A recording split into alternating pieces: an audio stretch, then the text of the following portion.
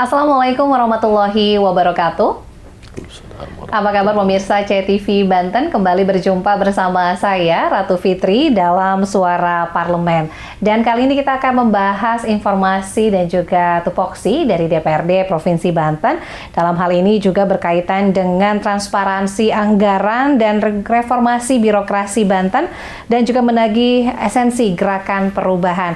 Telah bersama saya Bapak Agus Maulana selaku anggota Komisi 1 DPRD Provinsi Banten dari fraksi Nasdem. Kita sapa dulu. Assalamualaikum warahmatullahi wabarakatuh. Waalaikumsalam warahmatullahi wabarakatuh. Apa kabar Pak Dewan? Alhamdulillah baik. Alhamdulillah sehat nih, segar sekali nih. Aduh, Sesuai nih bajunya warnanya biru ya Pak ya. Iya. Nah ini sesuai dengan Nasdem ya Pak. Betul. Lagi sibuk apa nih Pak sekarang? Ya, bentar lagi kita mau ada rapat banggar kan, Ya. karena ya sudah ada pertanggungjawaban gubernur, ya, kita bahas menjadi perda kan di situ. Betul. Dan baru selesai reses juga beberapa waktu Ya, lalu baru ya. selesai reses minggu lalu ya. Minggu lalu. Gimana Pak ini ketemu lagi dengan masyarakat, nggak nambah pikiran kan Pak ya? Ya pasti lah ya, karena persoalannya perharapannya banyak, Iya. tapi budget sedikit kan. Anggarannya sedang lagi Anggaran dihemat begitu ya, karena memang efisiensi dan lain sebagainya begitu. Betul. Tapi ini tentu saja menjadi momentum bertemu dengan konstituen begitu ya, Ya, Pak Dewan, betul, kemudian juga bisa bertatap muka dalam arti bisa menyerap aspirasi dan juga bisa menyampaikan sebagai penjebatan lidah begitu Karena ya. itu kewajiban Dewan kan Iya. menyerap aspirasi. Ini salah satu tupoksinya bagaimana dari 3 fungsi tadi ya, pengawasan, legislasi, kemudian juga dari segi anggaran, budgeting juga. Betul. Baik, Pak Dewan, ini tadi temanya, waduh sebelum kita tag berat banget ini temanya. Ya, serius ini. Serius sekali ini. Ini mungkin juga sebagai salah satu informasi, sosialisasi juga untuk program di masyarakat, terutama untuk pemirsa CTV Banten.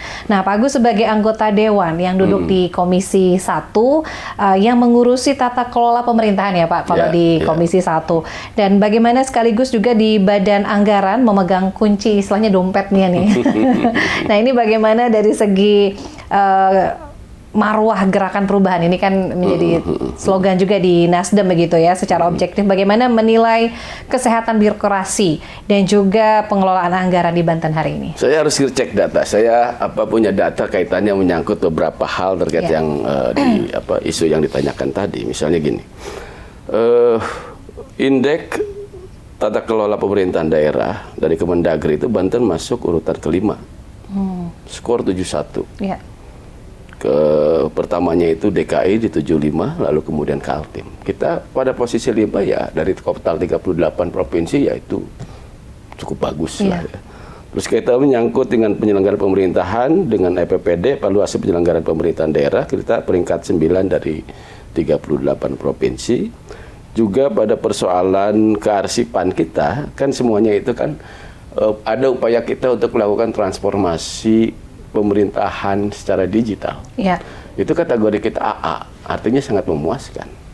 Artinya so far apa yang sedang kita lakukan hari ini kaitan nyangkut tata kelola, reformasi, bahkan reformasi hukum kita itu peringkat kedua, skornya 99. Ini artinya memuaskan gitu ya. Effort yang terutama di tahun 2025 ke sini itu pada posisi ya on the track lah. Jadi kita punya harapan yang tinggi bahwa tata kelola pemerintahan ini bisa berjalan lebih maksimal lagi gitu ya, seperti itu. Artinya bahwa ya ini ini good news buat kita semua, bahwa apa yang kita lakukan saat ini ya sangat memuaskan gitu ya, kaitannya menyangkut urusan reformasi hukum, reformasi birokrasi, juga pada persoalan tata kelola pemerintahan daerah.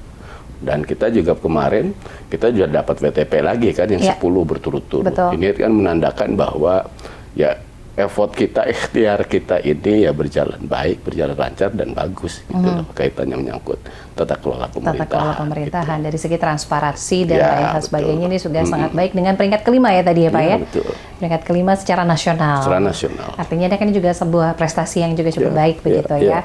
Baik, tadi Pak Dewan menyebut bahwa segala sesuatunya ini sudah reformasi begitu, termasuk juga salah satunya kita sering mendengar nih jargon istilahnya reformasi birokrasi.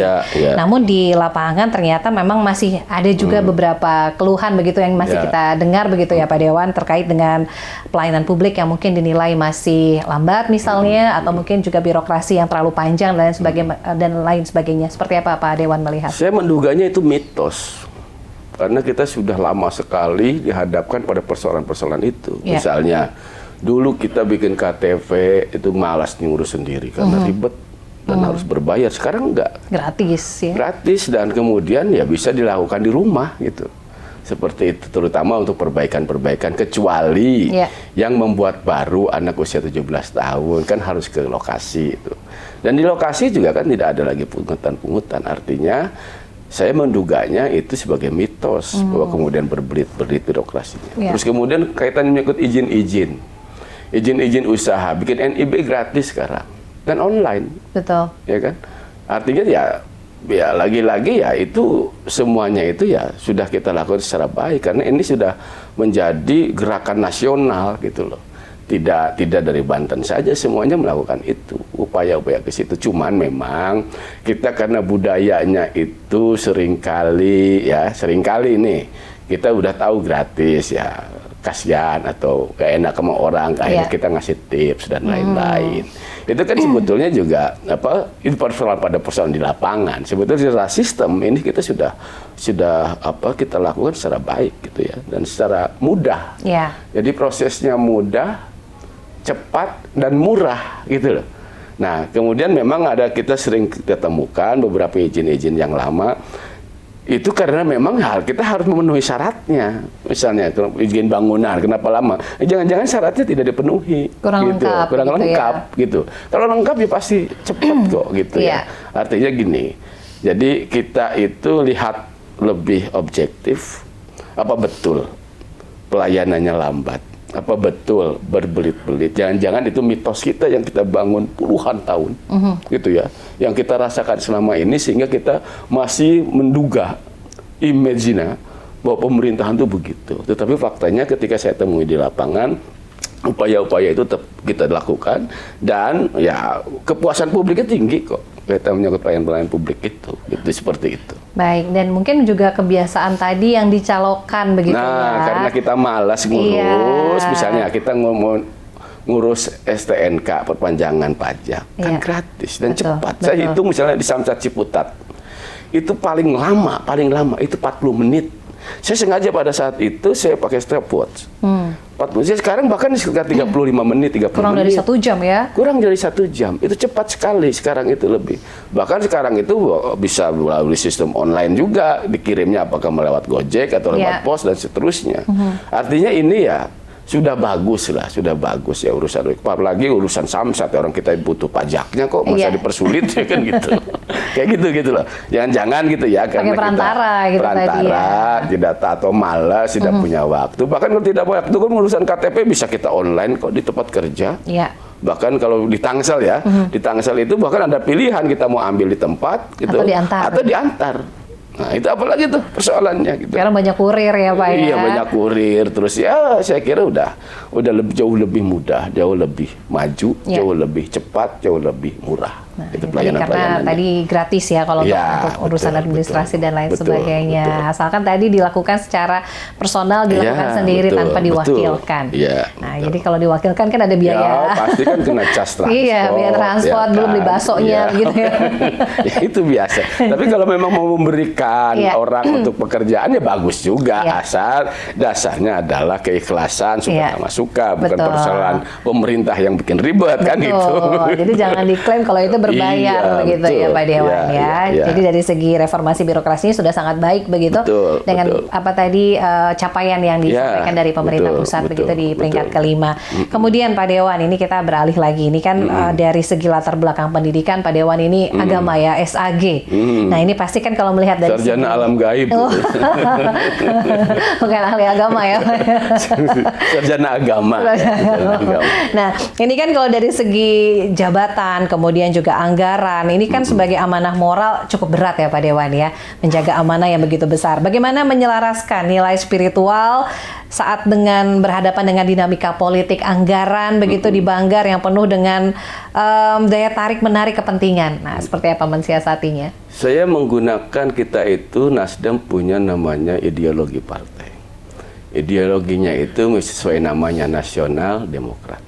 Tetapi kemudian saya juga ikut merumuskan ada yang namanya working ideologi. Bagaimana ideologi itu bisa dilaksanakan, dioperasionalkan. Kalau kita nasional demokrat kan masih awang-awang tuh. Sehingga kami mengoperasionalkan bahwa working ideologi itu terbagi menjadi 5. Pro publik. Semua kebijakan-kebijakan Nasdem yang diwakili oleh kadernya yang masuk di legislatif maupun eksekutif harus pro publik kebijakannya. Kalau dia tidak pro publik maka dia tidak memegang ideologi Nasdem. Gitu. Yang kedua ada propur, berpihak kepada orang-orang miskin. Kalau kader-kader Nasdem baik itu wali kota, bupati, gubernur, anggota dewan tidak berpihak kepada fakir miskin, orang miskin, maka dia tidak memiliki ideologi Nasdem. Yang ketiganya adalah kesetaraan gender. Bagaimana misalnya memperlakukan wanita setara seperti ini kita. Makanya di Nasdem itu panggilannya kakak. Tidak ada urusan wanita, laki-laki sama dipanggil kakak. Tidak ada junior, senior, semuanya kakak, setara di situ. Yang keempatnya adalah go green. Bahwa kita harus peduli lingkungan. Siapapun kader Nasdem, kebijakannya harus peduli lingkungan. Nah, kelimanya adalah pro disabilitas. Bahwa Nasdem itu harus pro terhadap orang-orang yang, mohon maaf, minor secara fisik misalnya gitu. Atau secara mental. Kita harus berpihak kepada teman-teman kita yang disabilitas. Bahkan Nasdem adalah partai yang paling banyak mencalonkan orang-orang yang disabilitas. Bahkan sekarang itu menjadi salah satu staf ahli MPR di kita. Staf ahli wakil ketua MPR.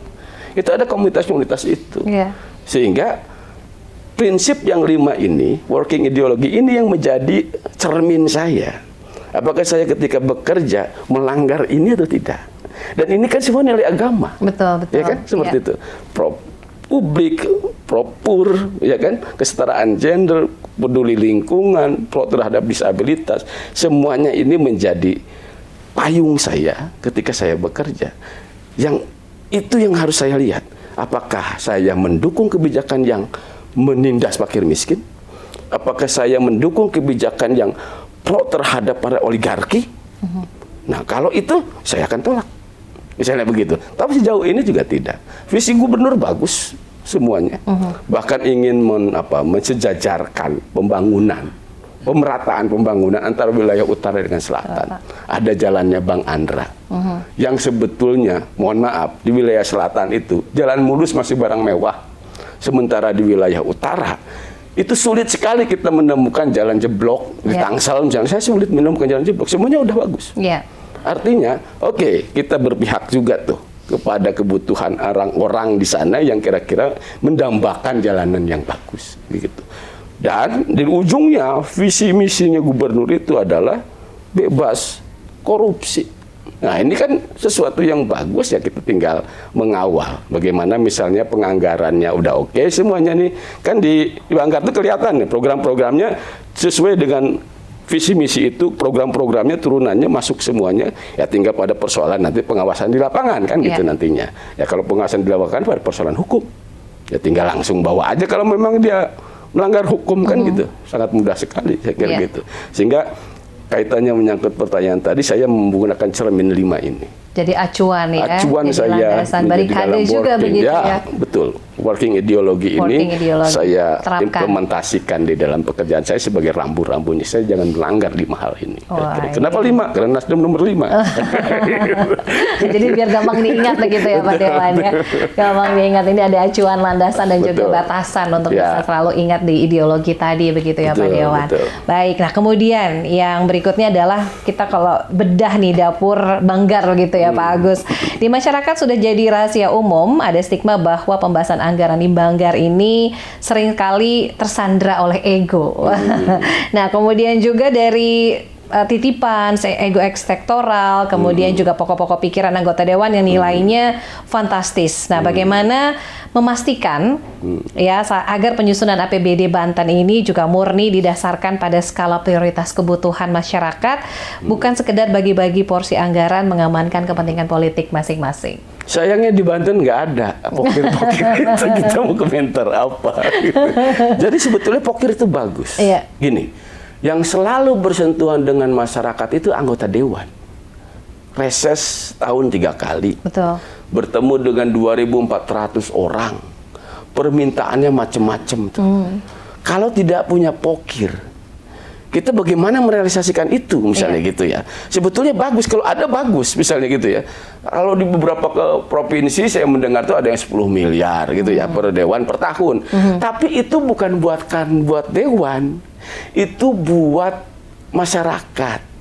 Jadi kita punya keranjang, nanti ketika ada permohonan ini, oh saya punya keranjang ini, masukkan ke situ. Nah cuman di Banten ini nggak ada, gitu. Boro-boro untuk itu gitu ya. Terkadang kami aja gaji terkadang suka lambat, gitu kan. Karena memang posisinya ini ya ya kalau gaji tepat waktu, ada hal-hal lain yang kira-kira menjadi hak dewan itu suka terlambat, karena memang kami menyadari juga situasi ekonomi kita sedang tidak baik-baik saja, gitu ya. Kami juga memahami, bahkan banyak juga pemangkasan gitu ya, honor-honor juga jadi setengahnya, itu kami sudah pahami, dan itu juga kami kami bantu gitu ya di Banggar itu, bahwa ini beberapa hal yang perlu kita pangkas kalau memang tidak terlalu signifikan, sehingga kita punya 2 acuan kita. Satu, bedakan antara important dan urgent. Semuanya bagi kita important, tapi kita harus pilih yang urgent, yang mendesak. Nah itu karena sekarang itu APBD-nya 10,2 triliun, bayangkan dengan yang lalu 11,7, sebelumnya 12,7, bahkan pada masa pandemi kita hampir 13 miliar, pada sebelumnya hampir 16 triliun, sebelumnya 16 triliun. Apa yang terjadi ya karena pada persoalan ekonomi kita kan, pemasukan provinsi itu punya 5 mata pajak. Satu, pajak PKB, pajak kendaraan bermotor, pajak kendaraan baru. Ketika kita beli baru itu, pajaknya tuh dapat ke provinsi dan di-share ke kabupaten kota. Lalu pajak bahan bakar minyak. Nah ini juga perlu jadi edukasi buat masyarakat. Kalau kita tinggalnya di Banten, beli BBM-nya di Banten. Seringkali kan kita misalnya pergi keluar kota ke Bandung, beli BBM-nya di Purwakarta, yang dapat pajaknya kan Jawa Barat gitu loh. Perlu juga isilah di Tangsel atau di Pandeglang, yang mana di Banten gitu, penuhin ya, pas balik itu tinggal menuhin lagi. Nah itu lumayan tuh kontribusi buat itu. Itu yang ketiga tuh. Yang keempatnya itu adalah pajak air permukaan, misalnya ya untuk PDAM segala macam gitu, atau pabrik-pabrik gitu. Yang kelima itu adalah pajak alat berat. Yang kedua ini sebetulnya tidak signifikan dan kecil. Alat berat ini ketika dicek, mereka terdaftarnya bukan di Banten. Beko-beko yang beroperasi di sini kan nggak bisa ambil, masih nggak mungkin kita tilang. Gitu kan. Itu problem juga bagi kita. Rata-rata ya mereka punya terdaftarnya di Jakarta, di Jawa Barat gitu, seperti itu. Nah, itu sehingga kita mengandalkan 3 hal ini. Nah 3 hal ini terutama pajak kendaraan, masyarakat karena ekonomi sedang lesu sehingga banyak yang menunggak. Terus mobil baru, sekarang boro-boro masyarakat beli mobil baru, misalnya hasil penjualan beberapa pameran-pameran juga tidak terlalu signifikan. Tambah lagi kebijakan mobil listrik, mobil listrik itu tidak ada pajaknya. Nah itu dia, sehingga ya kita harus terima, sehingga kita mengajak beberapa teman-teman di OPD itu untuk lebih kreatif, mencari alternatif lain untuk pendapatan daerah kita. Gitu tadi ya, karena tadi ada beberapa kendala-kendala juga ya dari segi pendapatan sendiri. Kemudian Pak Dewan, ini kan setiap menjelang akhir tahun anggaran begitu ya, kita sering melihat fenomena OPD atau dinas-dinas yang kejar tayang menghabiskan dana anggaran agar juga bisa terserap. Nah, secara ada yang mungkin asal begitu ya, mungkin dalam tanda kutip begitu, atau serampangan. Ada juga serapan anggarannya juga agar bisa terlihat tinggi. Nah, bagaimana fungsi pengawasan Banggar untuk memastikan bahwa serapan yang digunakan ini tetap berkualitas juga untuk? Nah, saya harus mulai dari tadi itu. Kan kita tadi indalanya 3 pajak itu. Apakah pajak mereka bayar di bulan Januari semua? Kan tidak. Iya. Tergantung pembeliannya. Rata-rata sekarang promo itu adanya di tengah tahun, di akhir tahun. Akhir tahun ya. Akhir tahun. Sehingga kita, kita punya angka prediksi bahwa kini sekarang 10,2 triliun. 10,2 triliun itu 30% lebih untuk gaji. Tinggal kita menyisakan 60% lebih. Oke. Dari situ apakah duitnya udah ada sekarang nih? Belum ada. Sehingga kenapa di ujung, makanya nanti biasanya setelah ini kita melakukan kebijakan yang disebut sebagai APBDP perubahan. Nah, duitnya kalau ada di ujung, kalau yang sekarang ada duitnya, kita gunakan untuk yang important dulu, yang wajib. Iya. Honor-honor, gaji-gaji untuk ke sekolah, untuk kesehatan, itu dulu tuh. Kita nggak bisa buat jalan di sini, tahu-tahu kita buat jalan duitnya nggak ada, kasihan orang nggak digaji. Sehingga kita ambil kebijakannya, oke, nanti ketika perubahan baru eksekusi tuh. Kita udah tahu tuh, oh duitnya udah masuk, kalau kita eksekusi ada duitnya. Makanya maklumi kalau kemudian rata-rata pembangunan itu fisik adanya di bulan September, Oktober, November, dan awal Desember. Karena duitnya ketahuan di situ. Di perubahan ya. Kalau misalnya kayak duitnya dari awal udah banyak, ya enak kita bisa eksekusi. Kita juga nggak mau juga gitu bikin macet di kalau Tangsel itu ngegali itu pasti tuh ramai tuh. Penggalian-galian gitu ya, mau bikin jalan segala macam. Kan memang duitnya ada di situ.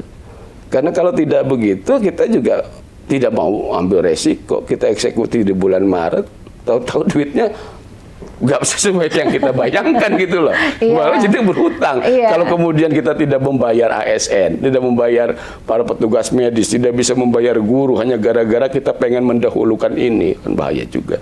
Sehingga itu rasionalisasinya, kenapa itu di ujung dan kenapa itu di bulan itu misalnya, karena memang persoalannya duitnya ada di situ, ketahuannya, sehingga kita eksekusi di situ. Bukan serampangan juga, ini by design, by skenario, by jadwal, dan sesuai dengan apa perencanaan kita. Cuman memang pada persoalan ready uangnya itu di bulan itu, di setelah anggaran perubahan, maka bisa kita eksekusi di bulan-bulan itu. Itu logikanya. Lagi tadi ada yang penting dan juga ada skala prioritas tadi, mendesak yang urgent sifatnya ya. Jadi memang bisa dibedakan karena banyaknya di akhir begitu. Melihat bagaimana kondisi anggarannya juga begitu ya Pak Dewan.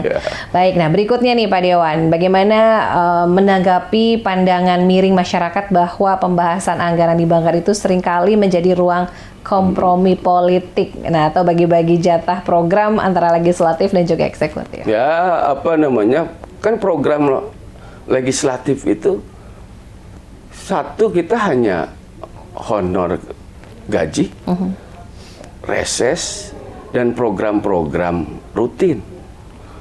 Pokir tidak ada. Apalagi tarik menariknya. Apa yang kita ditarik gitu. Ya memang ini pada persoalan kita fair kok. Kan semuanya juga terbuka. Ketika rapat gitu, ada terbuka, ada yang tertutup gitu ya. Kita rata-rata ketika kita sampaikan ya kan terbuka, dan itu kita bisa akses semua tuh.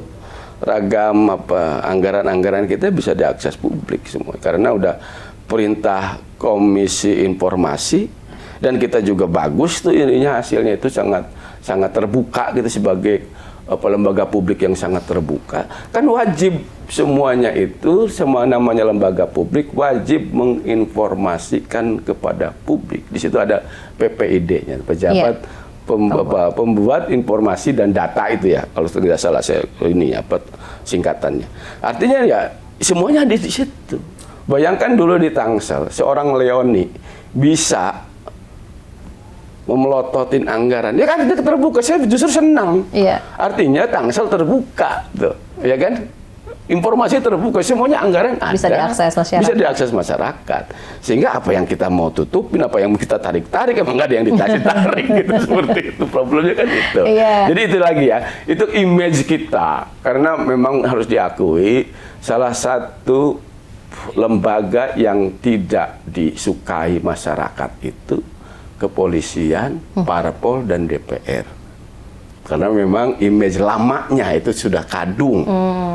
terpatri di masyarakat, sehingga bagi kami saya harus membuktikan bahwa saya tidak bagian dari itu. Betul, gitu betul, ya. betul. Banten tidak bagian dari itu, semuanya berupaya untuk transparan, untuk akuntabel, untuk amanah, kira-kira gitu.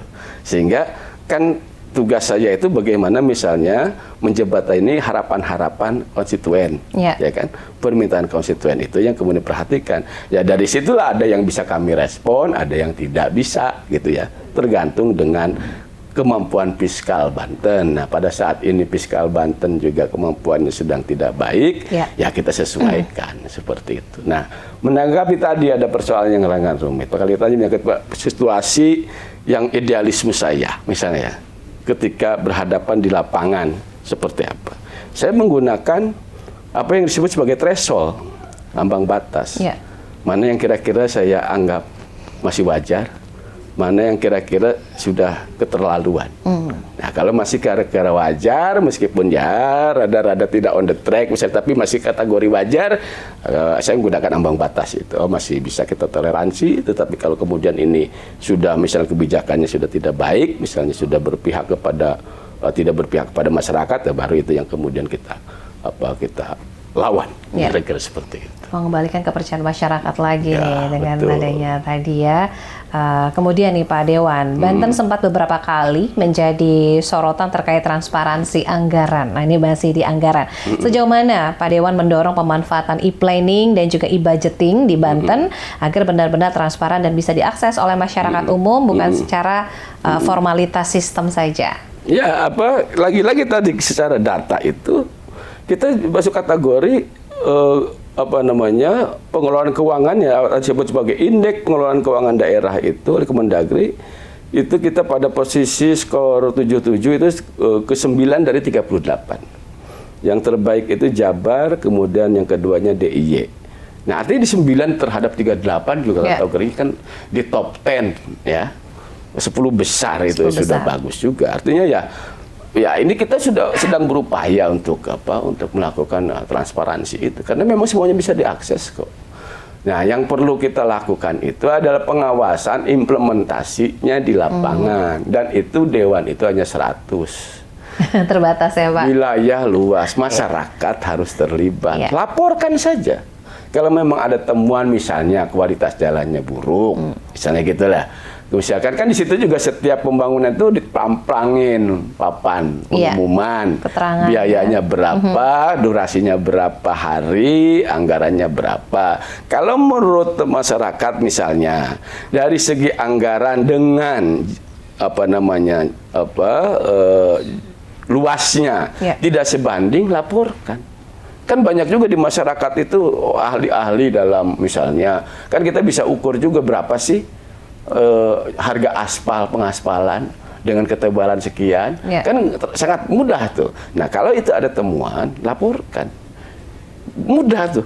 Laporkannya ya ke inspektorat, ke anggota dewan, nanti anggota dewan menindaklanjuti atas laporan masyarakat itu, kita ke APH misalnya.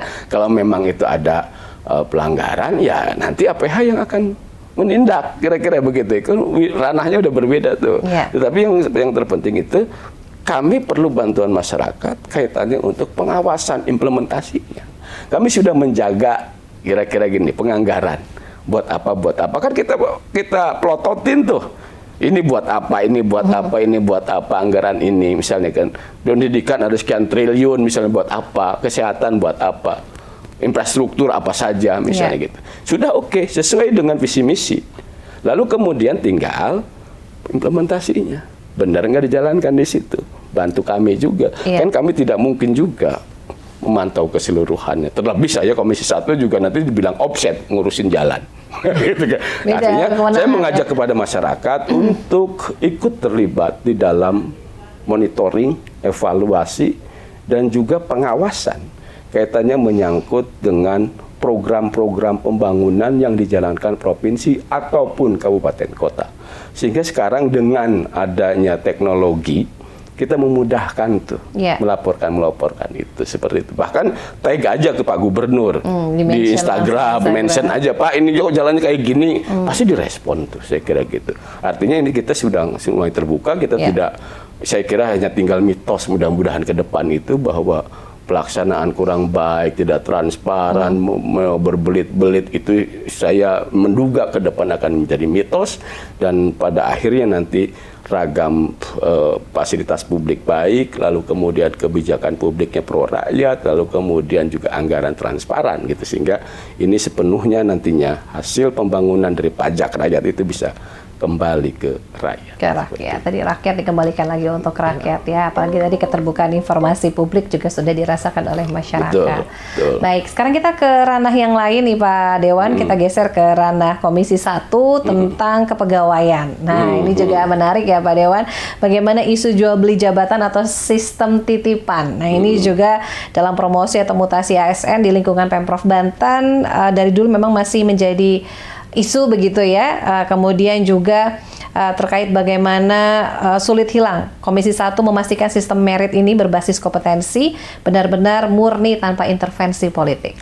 Jabatan itu kan tidak bisa serta-merta kita bisa isi, ada syarat kepangkatannya, golongannya itu ya, terus kapasitasnya, dan itu menjadi hak prerogatif gubernur. Kami mengawasi agar bisa dipastikan gubernur itu memegang teguh tadi meritokrasi dan fairness-nya. Nah, sejauh ini jabatan-jabatan yang diisi itu kepangkatan sesuai. Bahwa kemudian ke orang yang ini kan gubernur punya selera. Ketika bekerja kan saya tidak bisa juga dengan asal sembarang orang. Harus dia yang percaya. Oh, saya tahu nih, anak ini bisa kerja, orang ini bisa kerja sama saya, model kayak gini. Ya seleranya ke gubernur. Tetapi kalau kemudian kepangkatannya kurang memadai, lalu dipaksakan untuk menjadi kepala dinas, baru itu menyalahi aturan. Tapi sejauh ini nggak ada tuh. Semuanya sama, bahkan ada beberapa kemarin yang kosong, jabatan atau 3 atau 6 gitu. Itu kan karena pada persoalan mencari gitu. Mencari kira-kira yang cocok. Kalau misalnya dalam dinas itu misalkan tipenya syarat ABCD-nya oke, tapi EFG-nya belum. Ya kita cari lagi yang lain misalnya gitu gubernur. Kemudian misalnya nih di Pemprov nggak ada, di Lebak ada, bisa ambil di Lebak asal pangkatnya sama. Yang aneh itu kalau ngambilnya ke Jakarta, misalnya ASN-nya misalnya gitu, ke Papua gitu. Kalau selama dalam lingkup ini untuk kebaikan Banten dan agar gubernur memiliki mitra kerja yang kira-kira sejalan, sevisi, ya fine saja gitu. Apakah ada persoalan titip-titipan, kemudian apakah ada bukti, ada yang nitip, ada yang bayar? Kan nggak ada juga tuh. Nah kalau ada misalnya, laporkan sederhana kok. Kalau memang masyarakat tahu misalnya bahwa ini ada titipan, lalu kemudian ada yang harus bayar, bertarif jabatan itu, ya laporkan saja gitu. Sejauh ini saya belum mendengar tuh ada laporan. Atau ada yang dirugikan, orang udah bayar kemudian nggak jadi. Gitu kan nggak ada. Gubernur juga orang juga dia visi misinya ujungnya itu bebas korupsi kok. Masa iya mau dia melanggar sendiri visi misinya kan gitu. Nah, yang terpenting bagi kami itu berpesannya itu satu saja, meritokrasi buat apa? Buat kita semua kok. Dan juga fairness-nya gitu. Adil. Seperti itu. Betul. Baik, nah kemudian Banten saat ini sedang menghadapi tantangan besar nih Pak Dewan terkait penataan tenaga honorer ya atau non ASN. Di mana kebijakan dari pusat ini juga menuntut penyelesaian sementara kapasitas anggaran karena kan memang anggarannya dari daerah terbatas. Nah, solusi ekstrim apa yang mungkin bisa ditawarkan dari fraksi Nasdem agar nasib ribuan honorer ini juga tidak terkatung-katung? Yang pertama tentu saja pemerintah pusat harus juga mengevaluasi kebijakannya, kaitannya pengurangan dana bagi hasil ke daerah. Karena itu berimplikasi serius terhadap ruang fiskalnya provinsi. Nah, salah satunya adalah bagaimana kita, karena juga perintah undang-undang, tidak ada lagi yang namanya honorer, diambil P3K. Akhirnya kemudian jalan tengahnya kita juga bagi dua, P3K penuh waktu, P3K paruh waktu. Dan itu tentu saja tidak akan menyenangkan semua pihak, tetapi itu adalah jalan terbaik yang harus kita tempuh. Ingin saya itu ya tentu saja, ya pemerintah pusat lebih serius ketika mau mengurangi itu, lihat posisi wilayahnya misalnya ya, mana yang kira-kira perlu didampingi lah kira-kira gitu, kaitannya menyangkut dengan dengan penganggaran untuk ASN yang P3K baik paruh waktu maupun penuh waktu. Nah ini juga bagi saya juga bagus. Ke depan itu kita misalnya kan ubah pola untuk rekrut asal rekrut, tapi berbasis kebutuhannya gitu ya, berbasis kepada assessment gitu masing-masing OPD di situ. Nah sehingga kan sekarang itu kira-kira kan tidak bisa lagi tuh, tidak ada lagi yang namanya honorer. Kalaupun masih dibutuhkan, dikasih juga harusnya ruang untuk mereka kalau sanggup, misalnya kan kayak model blood, misalkan badan kayak rumah sakit, kalau tidak bisa juga meng-hire honorer sendiri gitu, dibiayai sendiri gitu kalau memang sudah sanggup. Termasuk juga bagi saya sekolah pun harusnya dibolehkan juga tuh, karena meskipun kita sudah merekrut P3K lebih dari 11.000 dulu, juga faktanya kan tidak menyelesaikan kekurangan guru. Banyak juga guru-guru yang kurang, yang ketika pensiun ya kan, yang pensiunnya bahasa Inggris, kita adanya misalnya olahraga, kita butuhnya seni, yang ada misalnya ekonomi misalnya gitu, kan harus kita sediakan lagi. Nah, kalau bagi saya, kalau seandainya sekolah-sekolah yang punya punya kemampuan keuangan yang baik, mestinya dibolehkan untuk mencari, atau kita juga di provinsi ini sekarang harusnya itu dibuatkan kayak punya database guru misalnya, mana yang kira-kira banyak. Termasuk juga agar pemerataan, misalnya jangan-jangan di Serang itu lebih banyak guru matematika, di Pandeglang kurang. Nah, ini bisa juga tuh dibuat gitu, meskipun ada resiko orang Serang kerja di Pandeglang.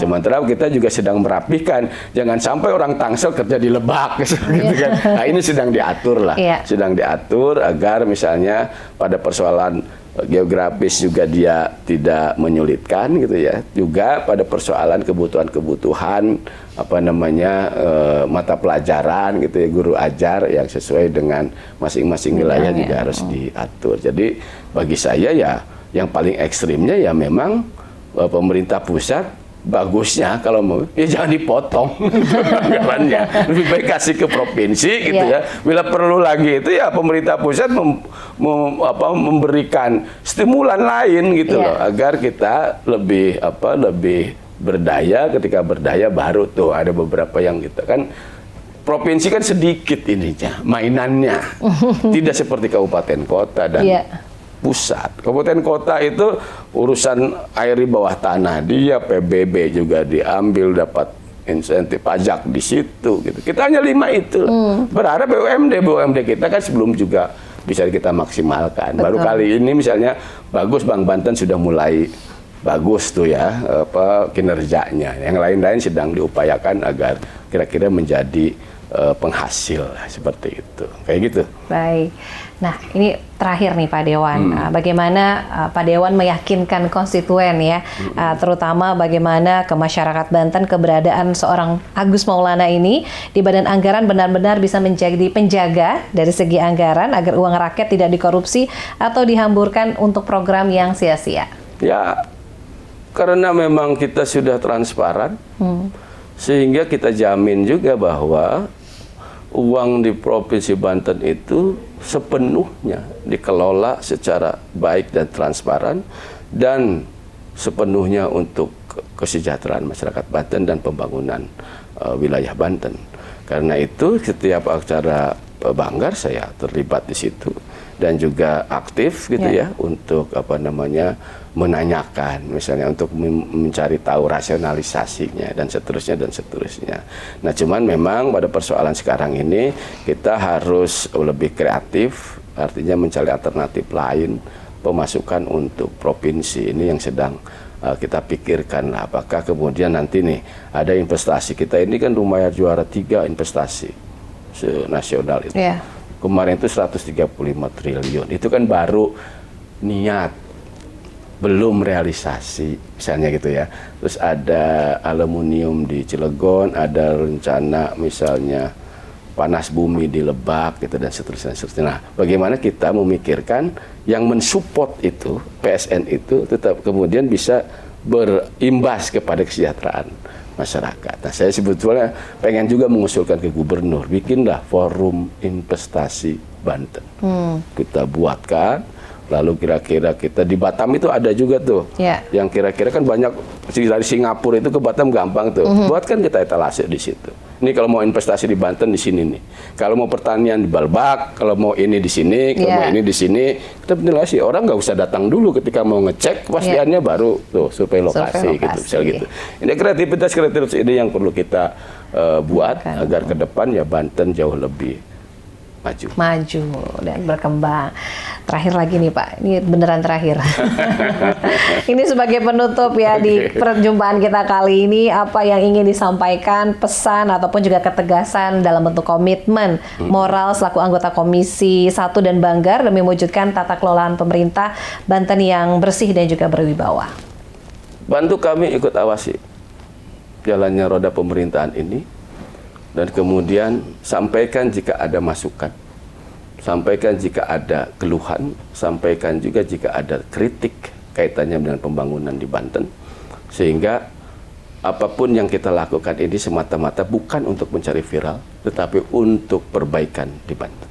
Karena itu saya pribadi sebagai orang yang diberi amanah, yang dipilih oleh masyarakat Tangsel, saya sepenuhnya bekerja untuk kemajuan masyarakat Tangsel yang bisa direspon pada level provinsi. Yang kira-kira bisa direspon Tangsel juga saya sampaikan ke pemerintahan Kota Tangsel seperti itu. Sehingga itu menjadi cara saya bekerja jauh lebih taktis. Yang keduanya kaitan menyangkut pribadi saya memegang 5 tadi itu. Working ideologi Nasdem yang itu semuanya berbasis agama saya. Sehingga ketika saya melangkah itu, saya mengecek 5 hal ini, apa yang saya langgar. Jika kemudian itu tidak, berarti itu sesuai koridor partai dan sesuai koridor agama saya. Sehingga insya Allah saya akan menjadi orang yang amanah, yang kira-kira saya bisa terus menjadi anggota dewan yang dipercaya masyarakat. Baik, wah luar biasa nih insight yang kita dapat kali ini dalam talk show Suara Parlemen. Mudah-mudahan bermanfaat juga untuk pemirsa CTV Banten. Terima kasih banyak. Ya, saya pesan, jangan pilih saya besok, pemilu masih jauh. Ya, belum selesai yang ini juga soalnya ya Pak Dewan ya. Mudah-mudahan selalu berikan kesehatan Pak, kelancaran setiap aktivitas.